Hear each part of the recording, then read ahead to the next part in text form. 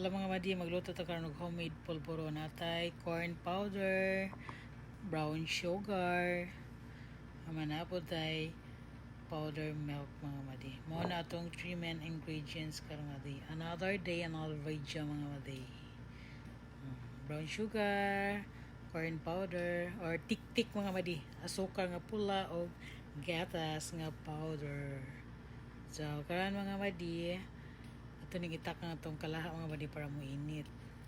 Sa dihang nagaso-aso na siya, ilunod na nato atong tik-tik or corn powder mga madi. Dayon pagkahuman na to ang naglunod mga madi, ato na siyang imekos-mekos mga madi taman sa pagka-brown mga madi. Dahil pagkahuman, additional na to ang brown sugar or pula nga asukar mga madi. Dahil pagkahuman na po na mga madi, mekos-mekos na po na siya mga madi para mag-rumble na sila mga madi ang tik-tik ug ang asukar. Then pagkahuman na po na nato mga madi, pula na jud check maayo. Ato dahil additional ang atong powder milk or gatas nga powder.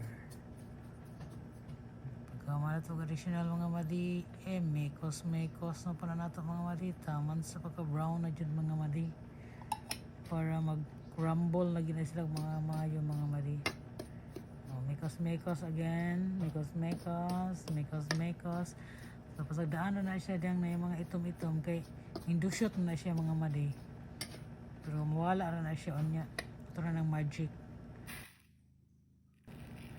Ready na siya mga madi.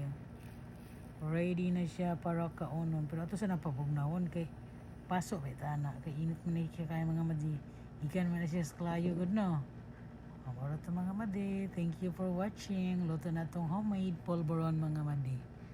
Only for kids sa makarelate ani mga madi ha. Muna itong pinakaon rin sa bukid. Thank you for watching mga madi. Bye-bye.